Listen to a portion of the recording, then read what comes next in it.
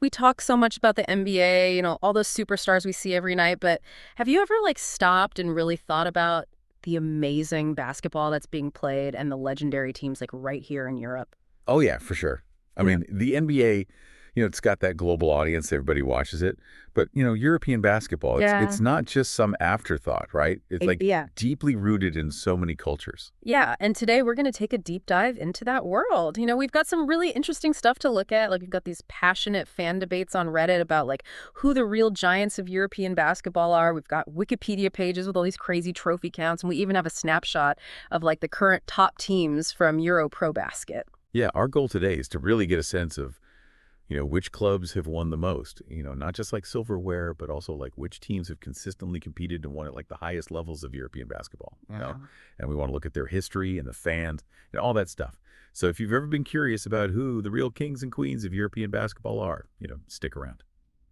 All right, so to get started, let's talk about the teams that have just absolutely dominated in terms of just sheer number of trophies. Uh-huh. I was on Reddit and there was this really interesting discussion where they were ranking basketball clubs worldwide by how many trophies they'd won, and the team at the very top might surprise you.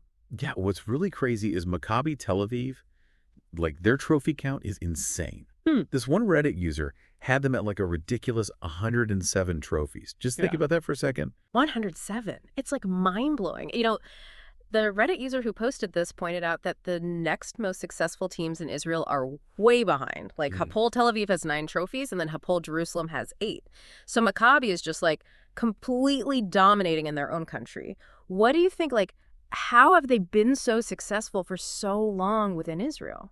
That's a good question.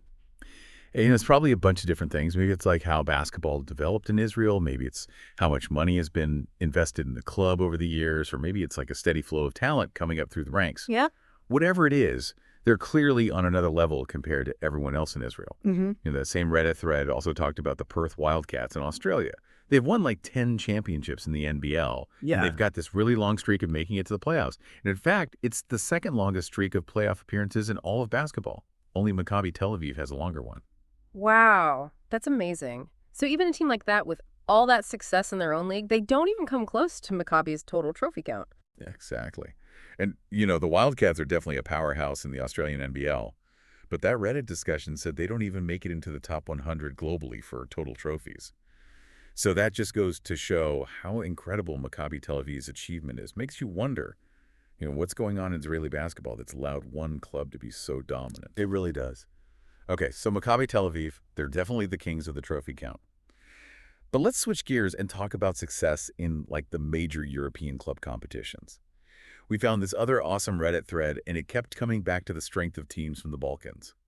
Yeah, and one of the most interesting things from that discussion was the statistic they said that almost 1 out of every 3 European club champions comes from the Balkans. Think about that.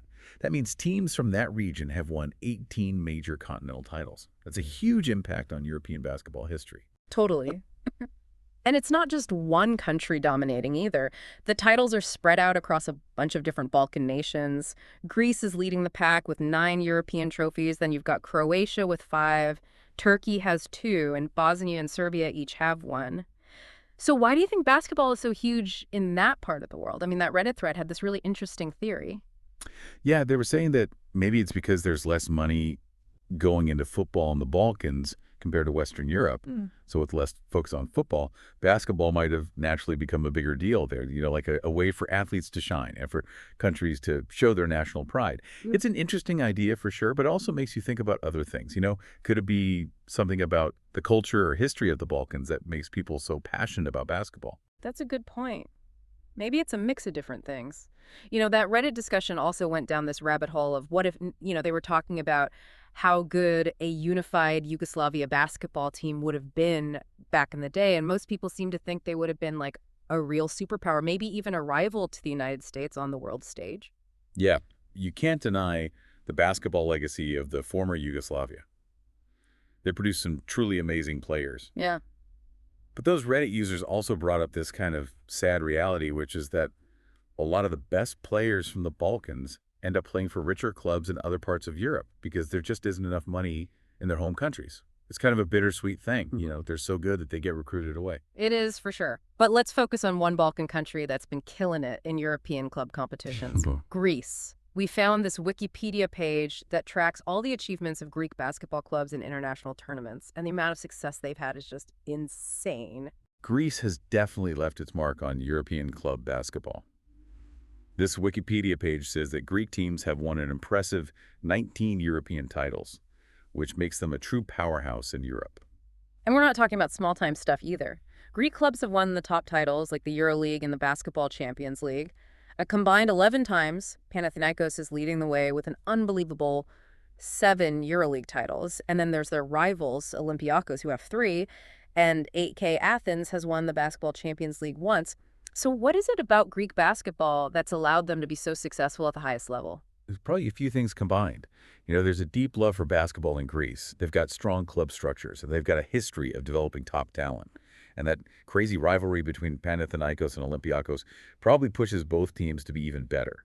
And, according to that Wikipedia page, Greek teams have been runners-up in European competitions 12 times, which means they're always right there at the top. And their success isn't limited to just the top tier either. The Wikipedia page goes into detail about Greek teams winning second-tier competitions too. AEK, POK, Eris and Marousi have all won the Cup Winners' Cup, which is also known as the Saporta Cup, and they've brought home a total of 4 titles. For anyone who might not know, the Cup Winners' Cup was a big deal back in the day. Oh yeah, definitely. And in the third-tier FIBA Korac Cup, Eris and PAK have added even more trophies to Greece's collection. It's interesting that Eris also won the 4th-tier FIBA Eurocup Challenge too. It really shows you how much winning is ingrained in Greek basketball culture at all levels of European competition. It really paints a picture of a country that's obsessed with basketball. The Wikipedia page even talks about some historical milestones, like Panellinios being the first Greek team to play in a European competition all the way back in 1957-58, and then AEK winning Greece's first European trophy with their Cup Winners' Cup victory in 1967-68. And if you look at that historical progression, it makes sense that the Wikipedia page connects the rise of Greek club basketball to the success of the Greek national team in the late 1980s. When the national team started winning, it definitely inspired a new generation of players and made club basketball more popular. For sure. And that page is full of examples of epic EuroLeague finals with Greek teams. Those memorable battles against European giants like Juventus Barcelona and Real Madrid. And let's not forget AEK's more recent win in the Basketball Champions League against Monaco. It just goes to show that Greek teams are still contenders for the top spots in Europe. Yeah, that's right. Their success over so many decades really proves how strong basketball is in Greece. So we've looked at historical dominance and trophy counts, but what about right now? Like, who are the top teams in European basketball today? To find out, we checked out the EuroProBasket rankings of the top 10 European teams in 2024. Now, for anyone who doesn't know, EuroProBasket is an organization that does scouting and player placement in Europe, and their rankings give you a good idea of how strong teams are at the moment.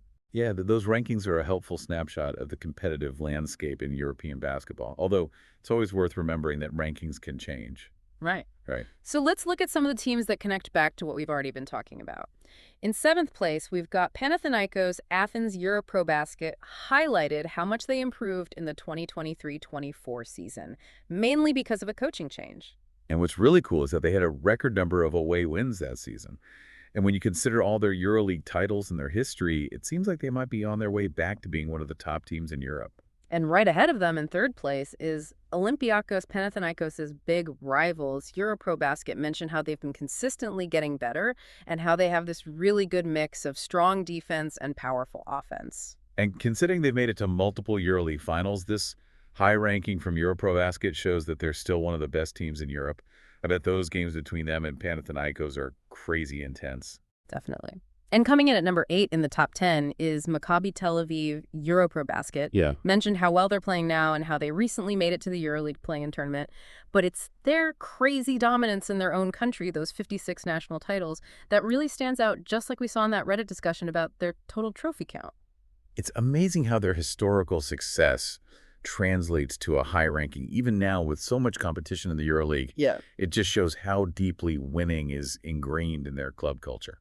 The rest of Europro Basket's top 10 includes some other really strong teams like Baskonia Partizan, Fenerbahce Anadolu Efes, Monaco FC, Barcelona, and Real Madrid. Our other sources didn't go into a ton of detail about all of these teams' trophy cabinets, but it's clear that they're major players in European basketball right now. The EuroLeague is seriously stacked with talent. Europro Basket made a good point that the EuroLeague has basically become the NBA of Europe. The competition has gotten so much tougher in recent years, and with more money coming in, teams are able to attract world-class players. So it's a super exciting time for basketball fans over there. Now, a big part of any successful basketball club is the fans. How passionate and dedicated they are.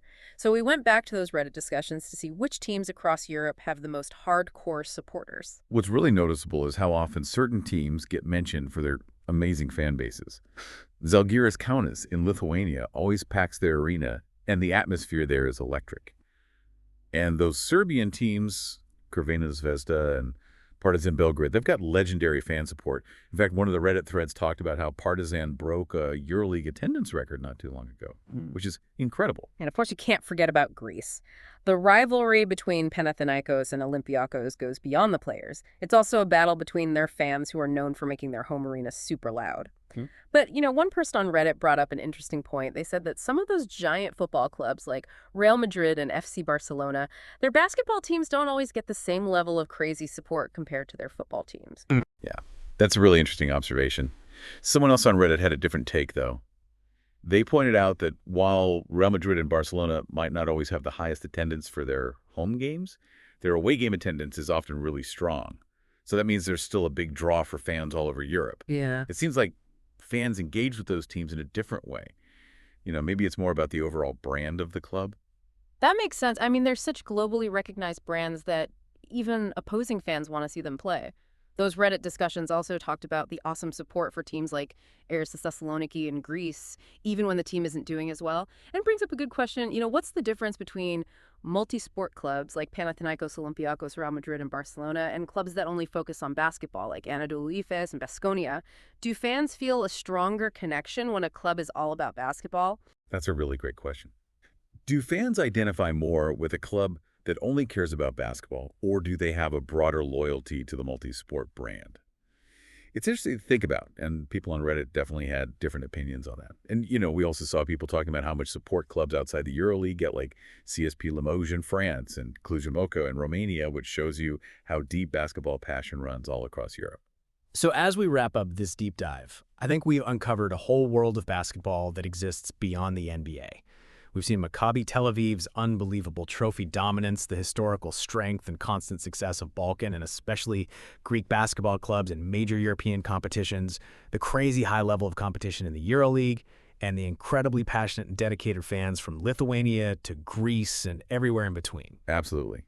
And when you think about all of that, it paints a picture of a thriving and ever-changing basketball scene full of legendary teams, iconic players, and super loyal fans who create an atmosphere unlike anything else in the sport. Here's something to think about. With basketball talent becoming more global and European fans being as passionate as they are, what does the future hold for the relationship between the NBA and the EuroLeague? As basketball continues to grow all over the world, it's an exciting question to consider.